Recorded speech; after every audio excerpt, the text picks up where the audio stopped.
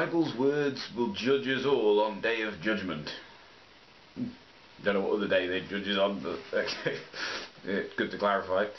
I am writing in response to same-sex marriage debate welcomed by, I'll leave the name out, of Who, point of view January 24th.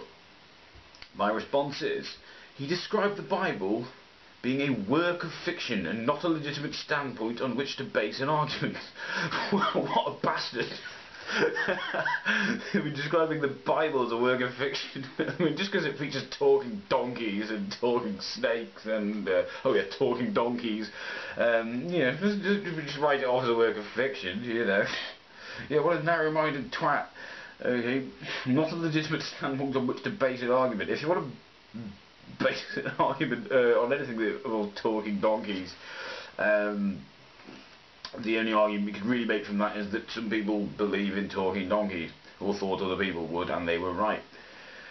If it is not legitimate and wouldn't stand up in court, why, in court itself, do they swear on this very Bible to tell the truth, the whole truth, and nothing but the truth?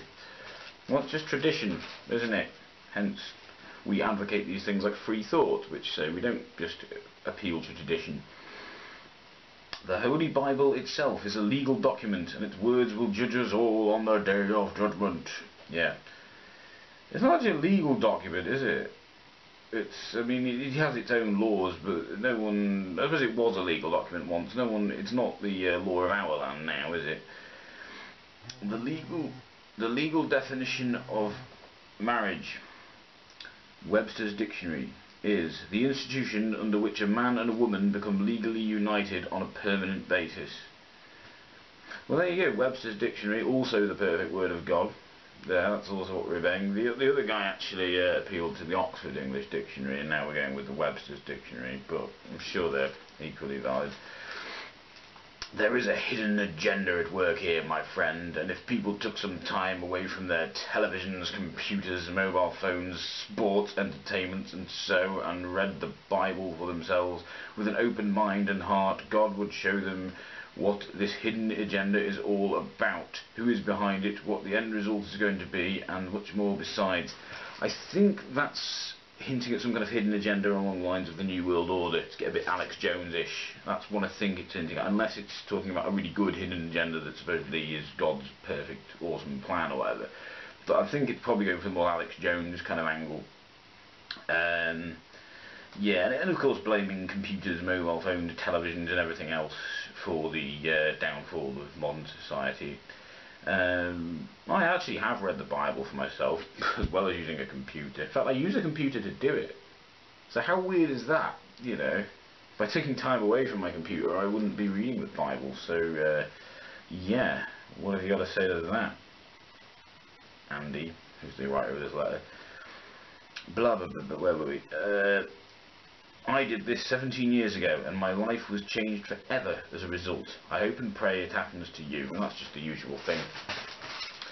Yeah, so we've gone from, with this, as we followed this whole gay marriage debacle thing going on in the paper, we've gone from the various, you know, standard conservative whinging and, you know, logical fallacies to the full-on kind of loony stuff that you'd think was only limited to the deep south of America, but is in fact, you know, alive and well in the UK.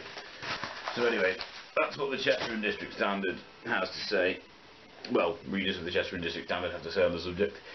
Something I want to add to this video as well, and this isn't really to do with Chester, but I thought I'd add it here. This week's been a pretty bad week. I mean, loads of stuff between various people I know on Facebook from sort of far-flung areas of the world. For some reason, all this stuff about gay marriage and religion in general and all this stuff that's going on in society, it's been very prominent of late, but it really all kicked off this week. For several people I know, it just really kicked off.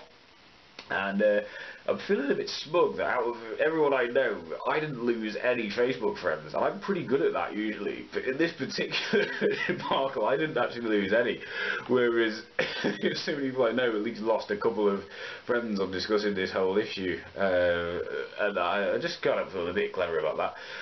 In one of these threads, I ended up offending someone because I told them they were a Christian, and I told them, I said something. I didn't tell them actually. I just said something about how the Bible commands things like stoning.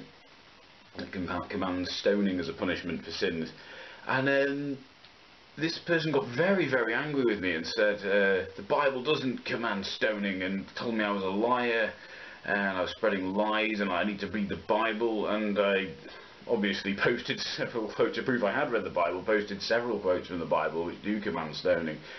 And I just think, when I get this kind of thing, I think, wow.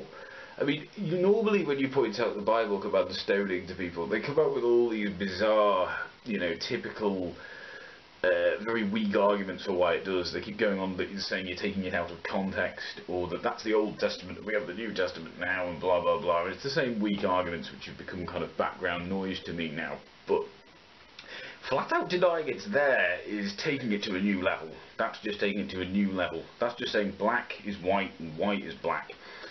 And I just think, wow, that's amazing. So that's just crazy. Locked horns with a British creationist for a bit. Not as exciting as it sounds. To be honest, that was actually pretty amicable. Which is, yeah, okay, I suppose in a way. I mean, all the same logical fallacies and everything being hurled at me and so on, but in actual fact, pretty amicable. But yeah, I just thought I'd add those on there at the end, because that's the religion and politics week that I've had, and I'm just feeling a little bit clever that I didn't actually lose a single Facebook friend this week, although there's plenty of weeks to come. That's all from me. I'm going to be uploading some new videos. I'm going to be soon. I'm working currently on the Devil's Music Part 3, which I've been meaning to upload for a while now. I'm working on that this evening. I'm going to be working into the night if I have to get it done.